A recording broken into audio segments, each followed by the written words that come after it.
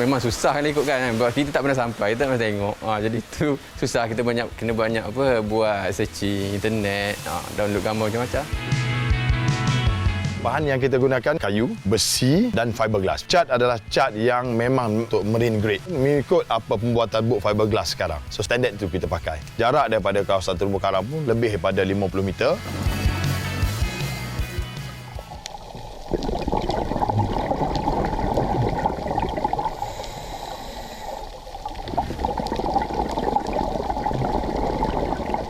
Buat peminat aktiviti selam skuba, Pulau Bidong di Terengganu menjadi antara lokasi tumpuan.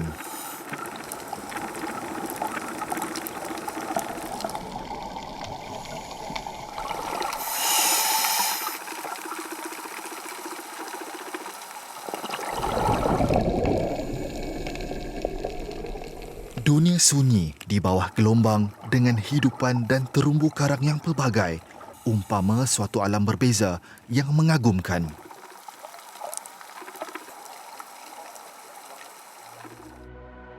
Bidong, pulau warisan kemanusiaan yang suatu ketika pernah menjadi saksi kepada kesengsaraan mangsa pelarian perang.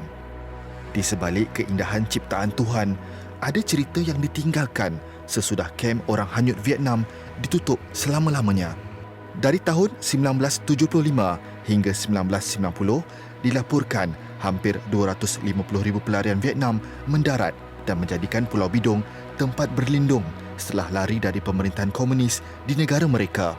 Jasa Bidong sebagai pulau penyelamat kini akan mendapat signifikan baharu bertaraf ASEAN.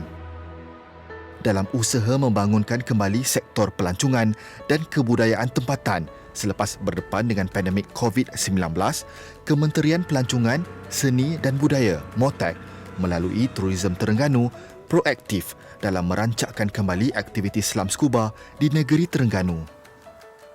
Dan bersempena seminar pemeliharaan dan perlindungan warisan budaya dalam air ASEAN, Pulau Bidong dengan keunikan tersendiri telah dipilih sebagai lokasi yang sesuai untuk melaksanakan projek pertama mercu tanda mini ASEAN di bawah laut atau singkatannya AUMIL.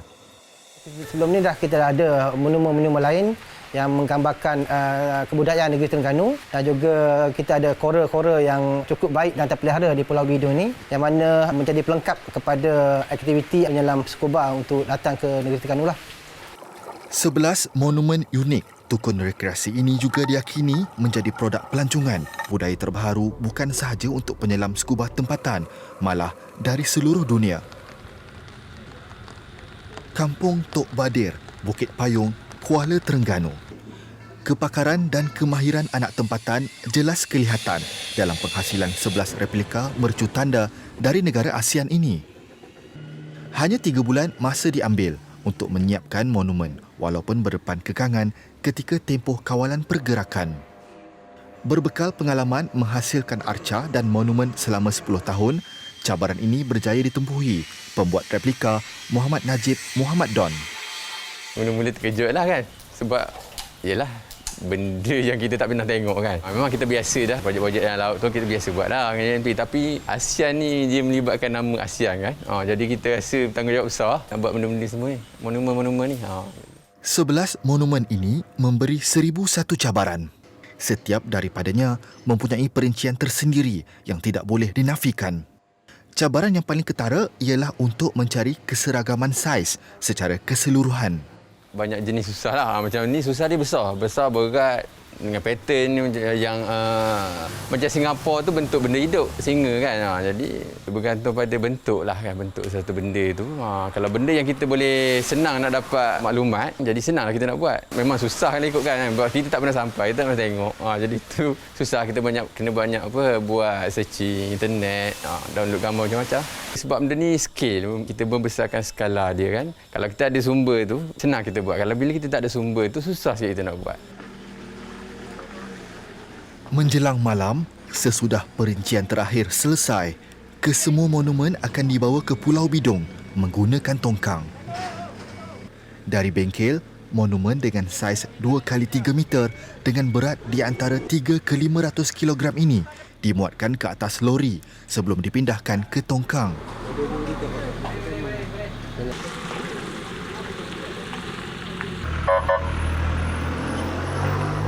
10 minit perjalanan dari bengkel ke Losong, lokasi tongkang berlabuh.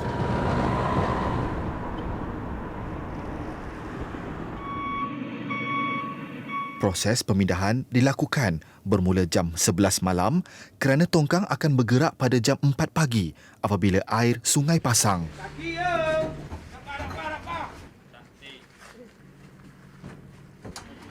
Okey, jalan. Ya.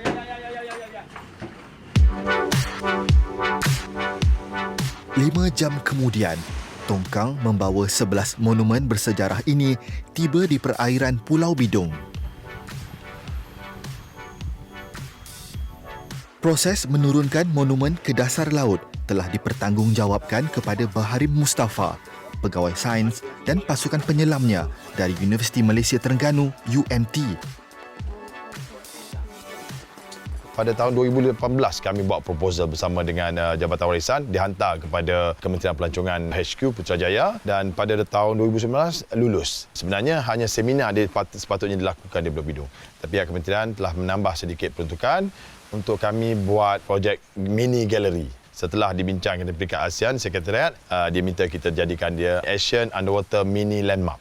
So kita gunalah AUMIL tu. Mengambil masa setengah hari, proses menurunkan monumen yang memerlukan kerjasama dan komunikasi yang tepat di antara 3 penjuru akhirnya selesai. Melepasi titik kritikal dalam keseluruhan proses, kesemua monumen kini sedia untuk disusun atur mengikut ketetapan. Monumen logo ASEAN ditempatkan di tengah, manakala monumen mercu tanda 10 negara ASEAN yang lain disusun di sekelilingnya mengikut susunan abjad. Jarak di antara setiap monumen pula ialah 2 meter, manakala dari monumen ASEAN sejauh 6 meter.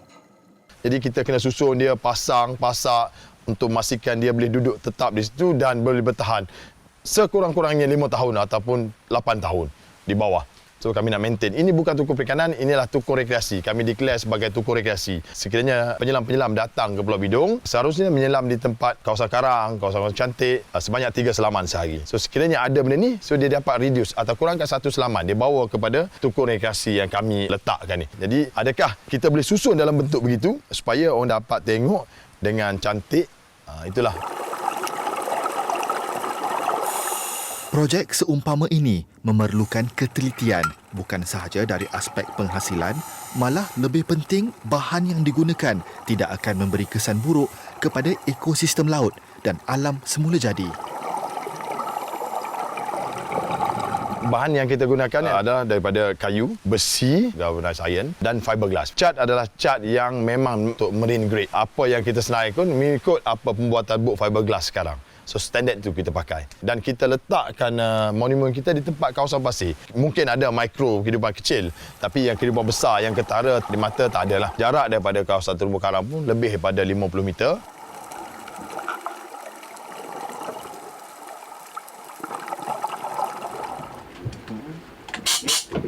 Baik, setelah 5 hari, bermula dari proses pemindahan, menurunkan dari tongkang dan kemudian pemasangan di dasar laut, akhirnya First ASEAN Underwater Mini Landmark ataupun AUMIL telah siap sepenuhnya. Tersegap indah di bawah sana pada kedalaman 12 meter dengan keluasan keseluruhan tapak seluas 256 meter persegi. Monumen dari 10 buah negara ASEAN tersebut dijangka akan menjadi tarikan baharu kepada pelancong, khususnya penyelam scuba yang datang berkunjung ke negeri Terengganu.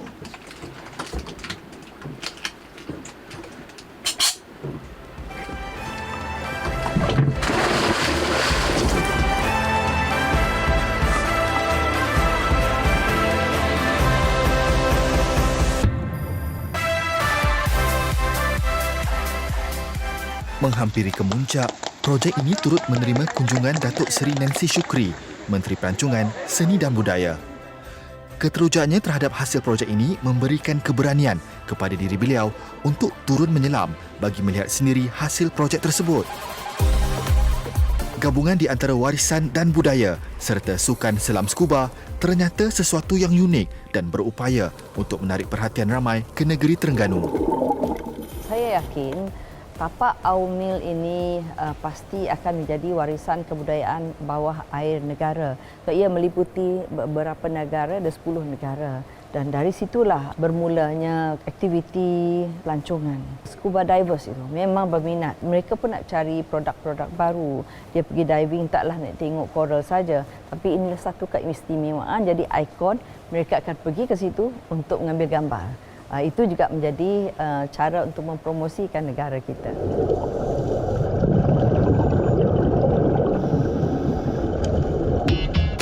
Usai kesemuanya, kemuncak keseluruhan projek ialah dengan majlis serba ringkas yang telah diadakan bagi merasmikan First ASEAN Underwater Mini Landmark, AUMIL.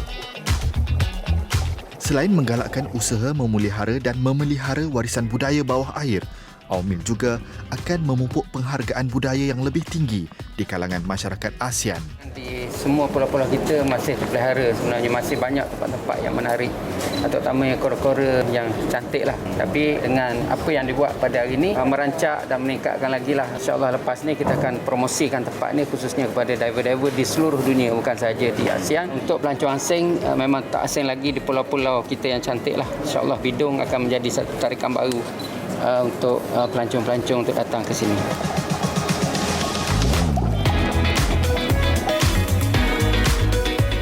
46 tahun lalu, perairan Pulau Bidung menjadi tumpuan pendaratan atas nama kemanusiaan.